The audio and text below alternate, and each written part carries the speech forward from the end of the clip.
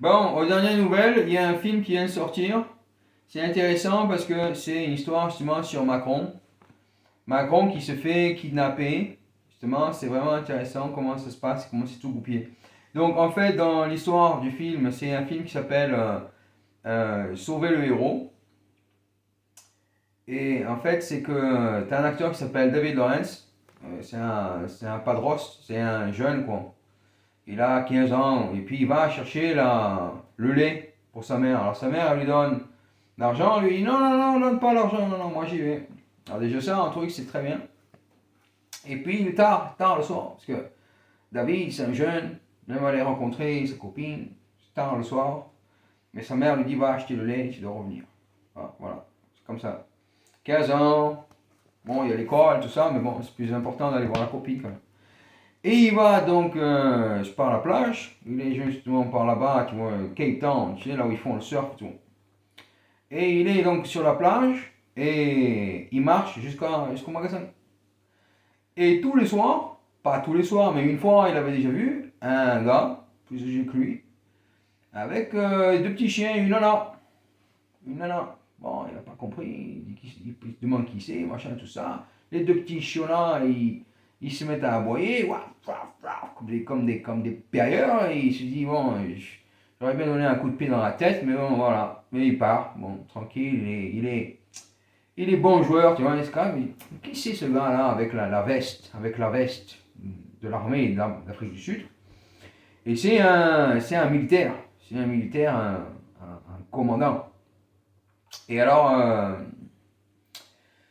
David Lawrence, et justement l'acteur, qui a fait ça, il s'appelle Robert Bedney. Robert Bedney, oui. C'est un vieux, il a 60 ans, un truc comme ça, tu vois. Et donc,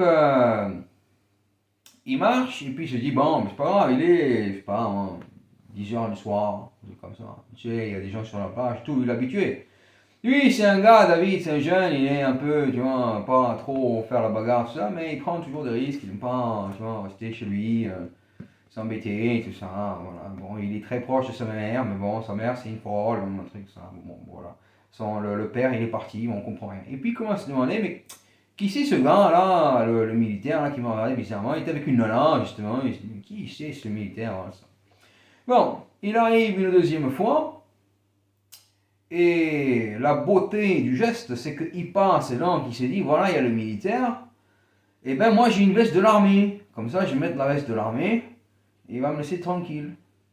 Mais en fait, le militaire, c'est un mec, imagine, il est là-bas à la base, en fait il a rien à foutre, et on se rend compte qu'il avait manipulé de savoir quand est-ce qu'il sortait, ses heures, machin, tout ça. Et donc David Lawrence, il sort justement à 10h du soir, bon c'est pas à peu près cette heure-là, mais bon pas à 10h exactement, et boum, ça tombe cette fois-ci, encore une fois, sur l'heure où le commandant il sort, mais bon, il ne sait pas que c'est le commandant. Mais il a vu que le gars il avait la veste de l'armée. Et il sort avec la veste de l'armée, voilà, et puis il marche comme ça. Tu vois, genre Marlon, tu vois, Marlon Brando, tu vois, c'est vraiment le gars, je vais quoi. Voilà, Chivinou, tu vois, c'est vraiment moi je suis quoi. Tu vois. Et cette fois-ci, il le voit avec la nana, encore une fois, mais cette fois-ci, il le voit avec un chien gigantesque. Un chien énorme, énorme, un chien énorme. Alors, David, il est comme ça, il voit pas trop bien, parce que justement, il était à l'école, et puis ses lunettes, elles étaient pétées, tout ça, et puis tu sais que pour lui, baiser sa nana, c'est plus important, et lui faire le cul, c'est plus important, il n'a pas besoin de lunettes pour ça. Ah oui, eh oui, tout il le sent dans la bite, il n'a pas besoin de voir plus que ça. Hein. Le cerveau, il est dans la bite pour lui, donc voilà. David, il est content. Le chien est là en train de. Donc il n'a pas besoin de voir, mais il se dit, mais il ne va pas bien parce qu'il est myope. Il est myope, il ne va pas bien.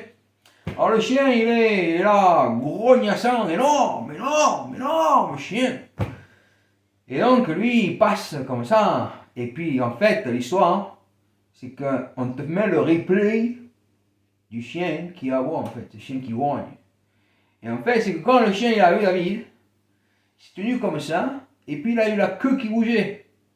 Tu vois, que qui bougeait, pas qui était énervé, qui trouvait que David était formidable.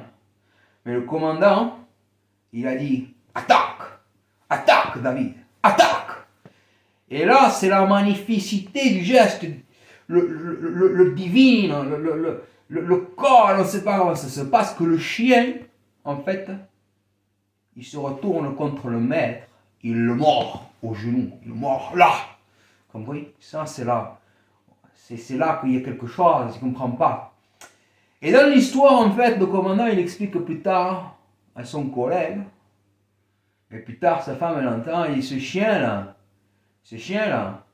quand il voit un autre chien, il sait qui sont les chiens qu'il n'aime pas et les chiens qu'il aime. Mais d'habitude, si c'est des gens, il n'a pas la queue qui bouge comme ça. Oui, il n'a pas la queue qui bouge comme ça, d'être content. Alors moi, il a dit, j'ai pas compris. En fait, il a dit, le commandant, il a dit, moi, j'ai pas compris parce que je vois que mon chien, il a reconnu que c'est comme un chien. Oui. Alors là, tu deviens complètement fou parce que justement, le commandant, il avait fait sa qualification, son diplôme dans l'armée en tant que maître de chien. Compris, on s'imagine, un raciste qui n'aime pas les blancs, il prépare le chien pour aller bouffer les blancs. Donc en fait, ce chien, il est censé se jeter sur David et puis le bouffer. Tu comprends? Mais le chien le reconnaît comme un chien. Oui. Alors ça c'est... Va essayer de comprendre per capire questo, rien pigé. Mais le chien se retourne contre le maître. C'est quand même un chien fidèle. C'est son plus beau chien. C'est une créature, on dirait un loup. C'est un loup ce chien, tu le vois. C'est de fou. Et David, bon, qui a eu le courage, comment ça s'appelle, la force au cœur, il passe, il fait pas de misère. Mais en fait, le commandant, c'est qu'il avait réagi, c'est ce qu'on croit, c'est que dans l'histoire, en fait, David, il sort du magasin et puis s'est acheté, tu sais, une bouteille de coca en plastique. Il marche avec. Mais c'est lui qui est mort. Et le commandant, il n'est pas mort. Oui, ça, on le sait aussi dans le film. Et le commandant, il a peur parce qu'il pense que c'est un couteau. Alors, David, qui ne connaît pas le commandant, il se dit, qu'est-ce qui se passe dans tout ça? Alors, s'il y a plein d'aléas, des trucs comme ça, des trucs super intéressants, c'est-à-dire que d'un seul coup, Israël, alors là c'est le plus beau moment de l'histoire, est tout de suite au courant, et tu as Alix en fait, qui en fait est une petite cousine éloignée dont lui n'a jamais entendu parler, mais qui est toujours en contact avec sa mère, qui dit justement, parce que là pour se venger en fait, ils achètent Israël au KGB, c'est une section du KGB, il fallait passer par le KGB, en fait c'est de l'armement russe, ils achètent le plus beau, le plus bel avion, mais pas un porte-avions, mais le plus bel avion, ultrasonique, incaptable par les radars, même les radars français, les radars américains, aucun qui peuvent. Israël qui achète ça 40 millions de dollars, et là, zoom, tu vois l'avion qui trace, qui arrive sur Paris, là où il y a Emmanuel Macron qui a un meeting, et tu les vois qui kidnappent Macron. C'est le truc le plus beau, kidnappe Macron, et carrément il l'envoie à l'île de Fidji, où là, il passe des interrogatoires. Là c'est carrément le truc de magie, et là tu entends qu'en fait, Macron est jugé pour avoir, par le biais de l'armée, de quelqu'un en fait, qui finalement est un espion, un commandant qui est un espion, on n'est pas censé faire ça, commandant, qui se fait corrompu, qui le paye pour en fait essayer de trouver les méthodes de nuire et de tuer David. Voilà. Et ça, c'est l'horreur, quoi. C'est minable. Mais on voit que lui, à chaque fois, David, il se tourne dans la situation et qu'à chaque fois ça marche, et puis sa mère qui lui prend la tête, oh là là là, la tête de bouffe carrément, et là il va pour acheter le lait avec son argent, et à chaque fois il lui arrive des trucs, et le film del corso de l'histoire, c'est que en fait, le commandant, il avait les yeux sur sa mère. Oui. Et que sa mère, elle était une amie d'une ancienne femme aussi, le commandant, il ne pouvait pas être avec elle. Et cette femme, elle détestait, pas détestait, mais bon, c'était un peu froid les relations, mais pas trop, un peu chaud, pas chaud, mais pas mauvais, mais pas bien. C'était pas en contact en fait, avec une autre femme qui elle avait eu des difficultés dans la vie et tout, et qui avait entendu parler de David et qui dit, oh, bon, c'est quelqu'un sympa qu'on aime bien, pas quelqu'un de la famille comme ça, mais elle avait dit, voilà, ça c'est un garçon, il ira loin, voilà, regarde et tout, bon voilà, pas prétentieux et tout. Et le commandant, il a voulu justement essayer tout par plein de stratagèmes, essayer de l'avoir. Et ensuite, en fait, on apprend que le commandant n'est pas en fait ce qu'il est, c'est un faible, c'est un fabulé, c'est un trocato, c'est un touché. Et voilà, et en fait, à la fin de, enfin, à la fin de l'histoire, non, parce qu'il se passe encore plein de trucs, mais bon, le commandant de l'Afrique du Sud, qui est dans l'histoire, hein, c'est une histoire vraie, qui se base, donc, c'est à une époque il y a 4 ou 5 ans, c'est une histoire vraie.